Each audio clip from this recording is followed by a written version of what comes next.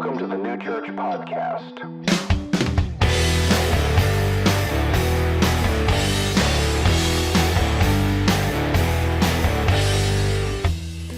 When Kim and I were poor college students and we were engaged to be married in about a year, we decided to buy a used car together. Her dad had sold her car to help pay for tuition, and I had sold my motorcycle for spending money. We were tired of borrowing a car every time we wanted to go somewhere. It was 1983, and it was time to go buy our first used car. So we were looking around for the perfect vehicle. And suddenly, this beam of heavenly glory was shining down out of the sky towards this little car lot in Springfield, Illinois. So it was like following the Star of Bethlehem. We went toward the glorious light, and we found a 1969 VW microbus glowing in the spotlight. And it was love at first sight. At least that's how I saw it. Kim just saw an old Volkswagen van parked between other junky cars at a sketchy used car dealership. I don't think it was love at first sight for her, but she did think it was really cool, too. It also fit our budget, which should have been a big warning sign, to tell the truth. We took it for a test drive. I got in the driver's seat. Kim climbed into the passenger side. I noticed it was a stick shift, a manual transmission. I had never driven stick. I understood the concept. I mean, I'd been riding a motorcycle for a few years, but I also knew this was not going to be pretty. So I put my foot on the brake, and I turned the key. Yep, van jerked forward. That's not how you do it. Car salesman came walking up with a very concerned look on his face. Clutch, got it. So I started up. Sounds like a lawnmower, kind of was a lawnmower. I horrifically grinded into first gear. Look at the salesman again. Released the clutch and killed the engine with a violent jerk. Anyone else here ever driven a stick for the first time? Yeah. So I tried again, this time slower. Now we're moving. I turned out of the parking lot into the street. Both Kim and the car salesman, now they're yelling at me because I was going the wrong way down a one-way street. I should have seen this as an omen. Well, we bought it. I love that thing. I installed a Bose audio system and a Jensen cassette player. Found the speakers at a garage sale. These big wooden boxes. I mounted them in the back corners of the van. Rock and roll, man. Got the seats reupholstered. Blue velvet. Tossed in a few beanbag chairs for company. I mean, we were styling. This was the coolest ride ever. It had a top speed of 60 miles an hour, which was plenty because the speed limit was 55 back then. And that was true unless we were going up hills, because then we would slow down to about 35 and have to go into third gear. Now downhill, that was a completely different story. Might hit 75 and feel like all the bolts were coming off the thing. Couldn't really slow down because, well, the brakes were a little fragile. Sometimes, every now and then, the brake would just go all the way down to the floor. No brakes. And then I'd be left downshifting, panicking, looking for something soft to run into, like bushes in front of a shop that fixes brakes.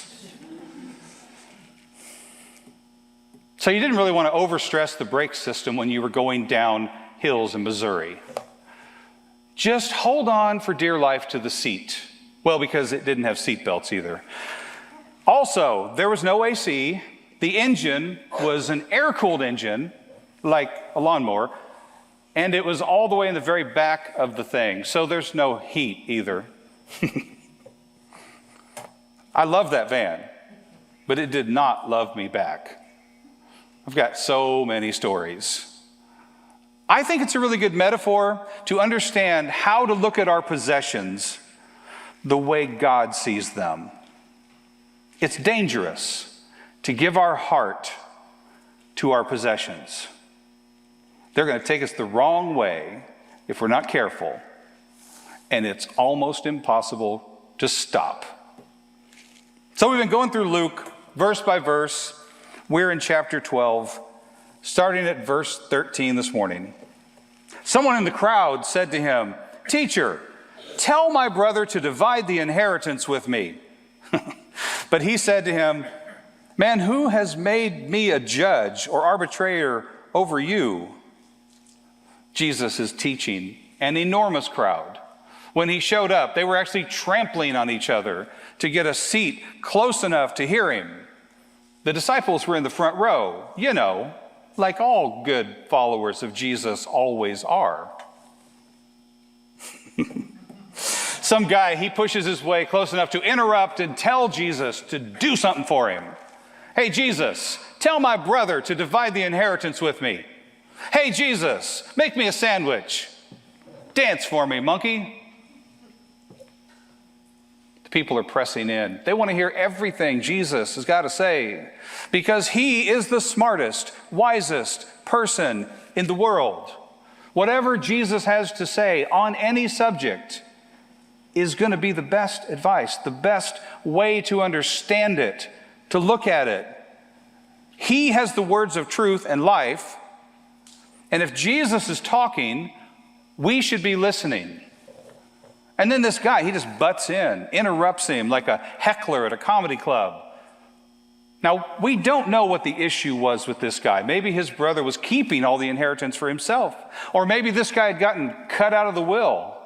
We don't know if he was in the right or if he was in the wrong. But we assume, since he's going to Jesus to solve his problem, that probably his dad had died and the older brother was cheating him according to the law. So he comes to Jesus and he tattles on his brother. He wants him to make it right. He accuses his brother of being a sinner. And he wants to use the power and authority of Jesus to get the money from his brother. Well, Jesus doesn't reward the tattletale. I think people misunderstand Jesus' role in the courtroom drama situations. He's not the prosecuting attorney. He's not the DA. He knows the law. He even knows everyone is guilty. But he's the defense attorney, and he's there to get the bad guy off the hook. So if you think it's your job to go around accusing people of their sin, well, you're not on Team Jesus. You're actually working for the prosecution. And his name is Louis Cypher. Louis Cypher with Satan Devilstein and Associates. The devil's the accuser. Jesus is the public defender. So Jesus tells the guy, that's not my job. But it did remind Jesus of something else he wanted to talk about. Verse 14. And he said to them, "Take care and be on your guard against all covetousness. For one's life does not consist in the abundance of his possessions." The guy's still standing there. He had just told Jesus to make his brother give him some of the inheritance. He was insinuating that his brother was a greedy sinner. And Jesus looks at the crowd who had just heard that whole thing go down, and he says, "You guys all need to be careful. Coveting what your brother has, that's a trap. Your worth is not about how much money you have, how many valuable things you own. Your worth is completely dependent on how valuable you are to God." And he told him a parable, saying, "The land of a rich man produced plentifully. And he thought to himself, 'What shall I do? For I have nowhere to store my crops.'"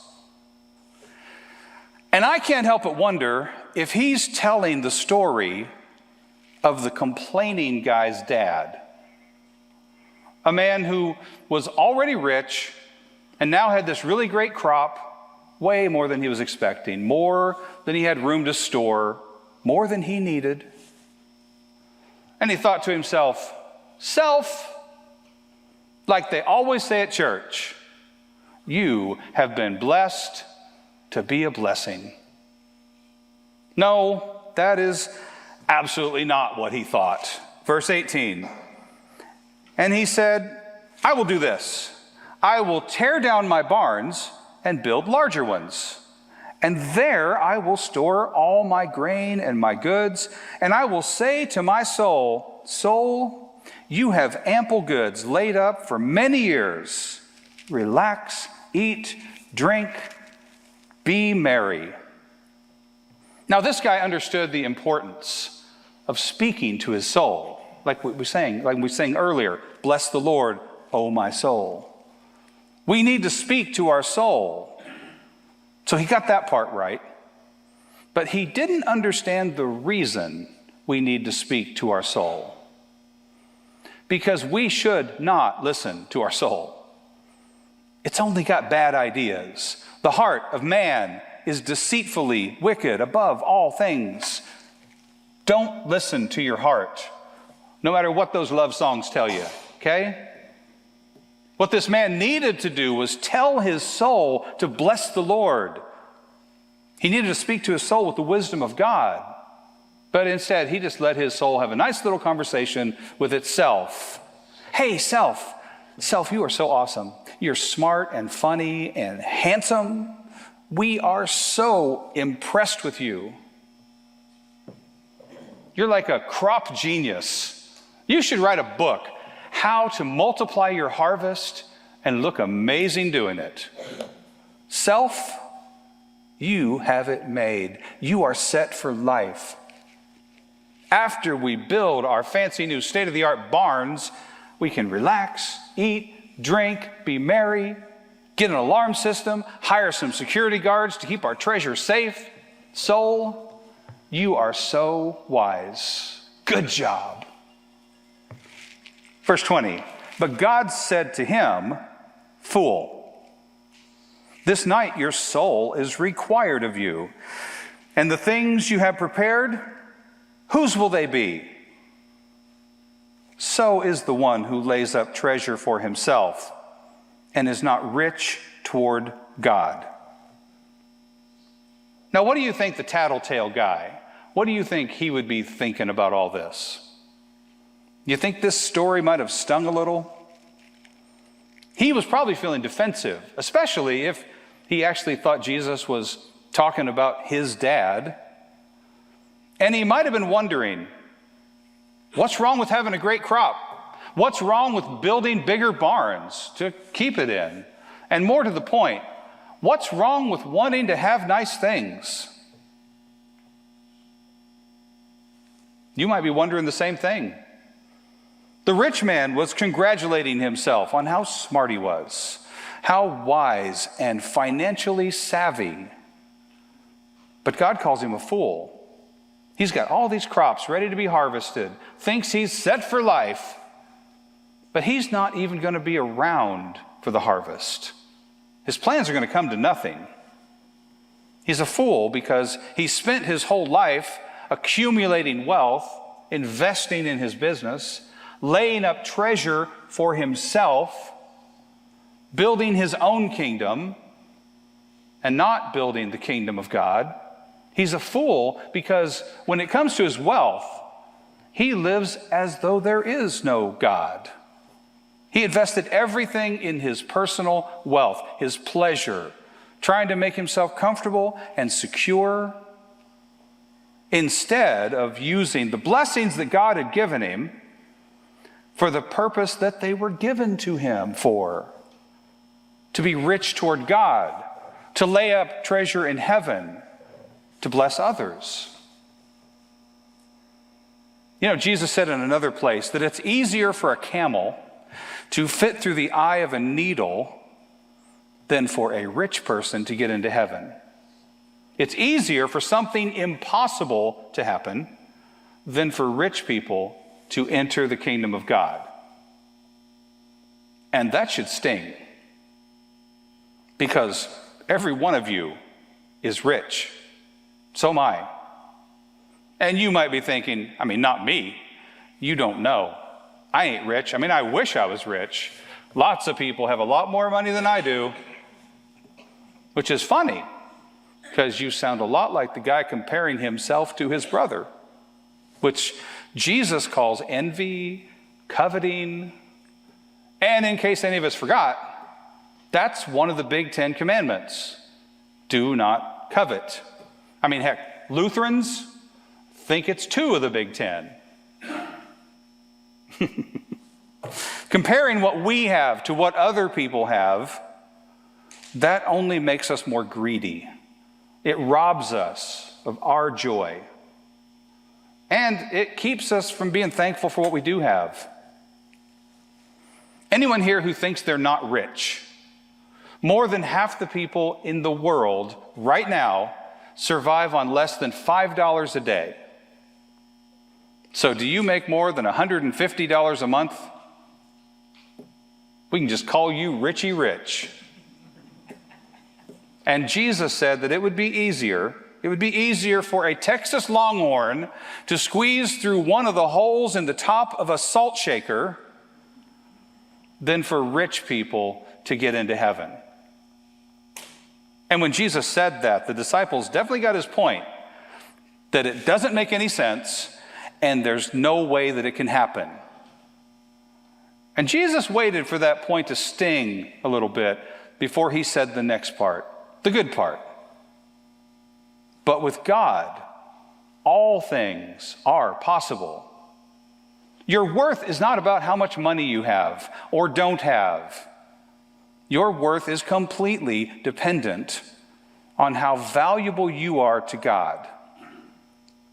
God wants his people to have nice things. He wants to give us all kinds of blessings.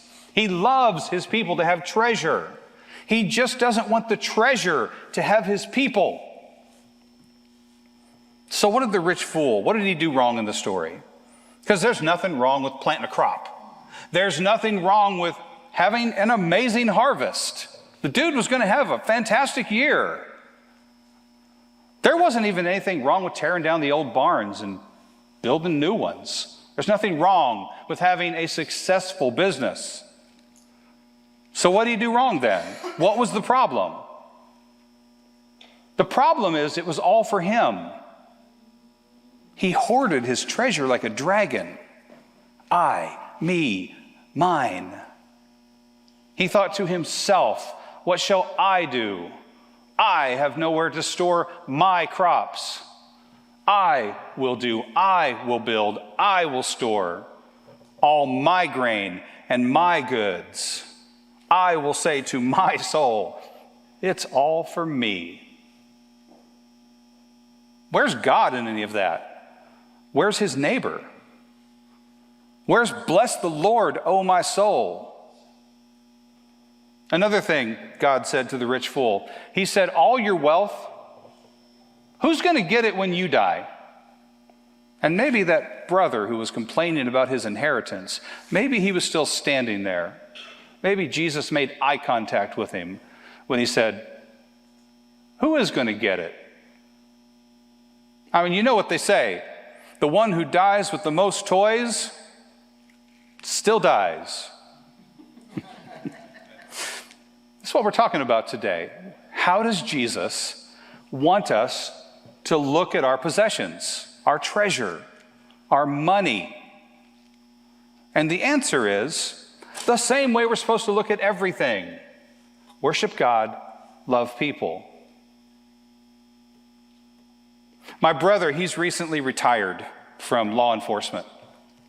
54 years old and has full salary and full benefits. And already I'm starting to feel my heart turn black with envy.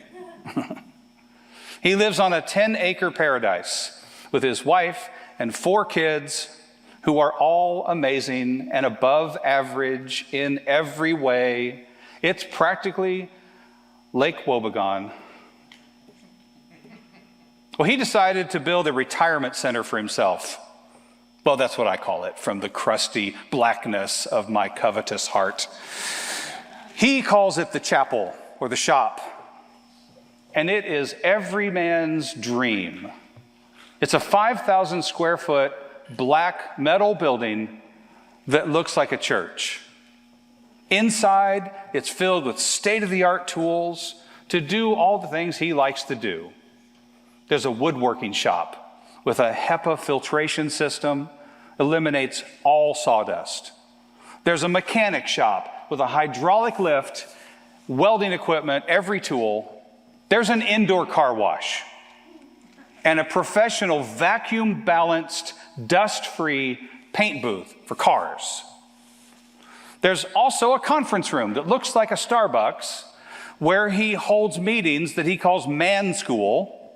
He meets with a group of men from the community and talks about what it means to be a man who follows Jesus and makes a difference in the world. And then there's upstairs. Upstairs is a martial arts school where he teaches kids self-defense and discipline and life lessons that come straight from the wisdom of the gospel and God's word. So I was talking to my brother about this morning's message, the parable of the rich fool. And Jeff says, so what's the guy who builds a fancy shop supposed to do with this lesson? And I said, well, I think you just made yourself a sermon illustration. Because he's doing exactly what the rich fool should have done. God gave him all that stuff, all those blessings, and Jeff's not just keeping them for himself. He's using it all toward God. At every point, he thinks, how can I use all this stuff to bless someone else and actually use it for the purpose that God gave it to me? And the only problem that I have with his shop, the chapel, is that it looks exactly like what New Church should look like. Obviously, we do something different inside, but good grief, man. I want one.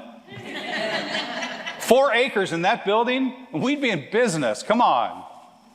Be still my coveting heart. I'm proud of my brother. Jesus was the smartest, wisest person who ever lived. On any subject, his advice is the best advice. Solid gold, even about gold. Today, we're looking at something Jesus said about what to do with our possessions, how to think about our possessions. We're not going to get better advice from someone else. Let me just stop there for a second. Do we believe that? Do you really believe that Jesus knows what he's talking about? That what he says about every area of life is the best advice, the best way to do things in every way in your life, like not just compartmentalized in some churchy spiritual way, but like for the way all of life works, for your happiness and contentment, as well as what's best for your family and your business and your security and your friends. What's best for the whole world. Do we actually believe that? Even with our possessions, our treasure, our money, what would it look like if you actually did what God told you to do with your money? What would that look like? And I know I have now stopped preaching and started meddling. Probably how that guy felt after he asked Jesus to help with the inheritance. Nobody likes it when the preacher talks about money. I get it. Not even me. I don't want to turn people off by making the church look greedy. Actually, I probably don't talk about money enough because I don't really care about money. I've been rich and I've been poor, but I've always had enough. I've always had whatever God needed me to have at that moment to do what he wanted me to do. People say it's smart to save money. It probably is.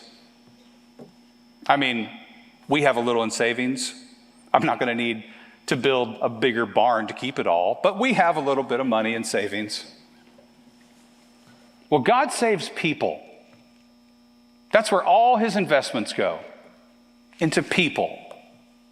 He's like, I'm going to save that one because they are going to be perfect for reaching these other people. And I'm going to save that one over there because they have exactly what it takes to do what I want to do over here. He saved you. He called you out of the world, and he did that for a purpose, for a reason. Do you know what that purpose is? Because he's not just a hoarder. He didn't just save you to save you. He's not like the rich fool. You're his treasure, and he's going to bless someone with you. But that's going to require you understanding that the things he gives you aren't just for you. Luther said the last part of a person to be converted is his wallet.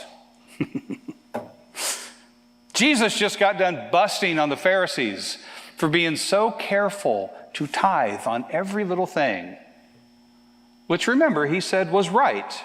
They should be careful to tithe on every little thing. But they needed to do the greater commandments too, which is to take care of people, love their neighbor. Jesus also said, where your treasure is, that's where you'll find your heart.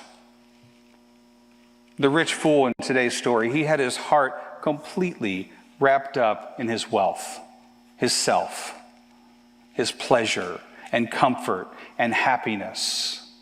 Like echoes of Ecclesiastes and the meaninglessness of that kind of thinking. None of his heart was toward God. None of his treasure was invested in what God wanted to do through him in the world. None of those blessings that God had given him were being used for any of the purposes that God had in mind for him. And God has something in mind for us, for you. He's given us everything we need to do it, too. We just have to be faithful with what he gives us. How long do you think it would take us to afford a 5,000 square foot black metal building on a few acres of land if the people that God gathered here at New Church gave an honest tithe? Maybe a year without going into debt? How long do you think it would take to fill this room up with people if all of us here, if we told, 3 people a week about something we love about following Jesus here? Maybe a few months, have to open up the back door. Every day I start my prayers with these words: Father, help me keep your name holy today, and help me be the person you've called me out of the world to be. Basically, the Lord's Prayer in different words. How much of a dent do you think we could put in the devil's plans if we all started doing that? Praying it, but also doing that. We need to look at our possessions the way God looks at them. They're like my old VW van. It's too dangerous to give our hearts to our possessions. They're going to take us the wrong way down a one-way street, and it will be almost impossible to stop. There's no brakes on greed. And we need to look at our possessions the way God looks at them, as resources, so that we can do what he called us out of the world to do. So we can build his kingdom, not just our own. So we can take care of the people that God sends our way instead of only taking care of ourselves. We have got to get out of this worldly way of looking at things. Our worth is not about how much money we have, how many valuable things we own. our worth is completely dependent on how valuable we are to God. God saved you and blessed you so you could be more generous than you ever thought was possible. You're a child of God. You're going to inherit everything.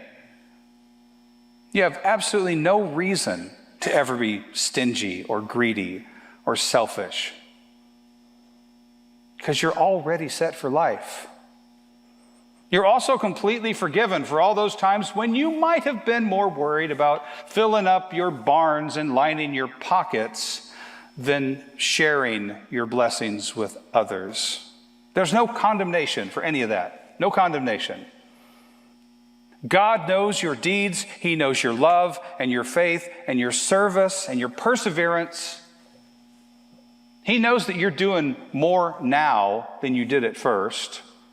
So keep trusting in Jesus, that He highly values you, that He has a purpose for you, and that with Him, all things are possible, even for you.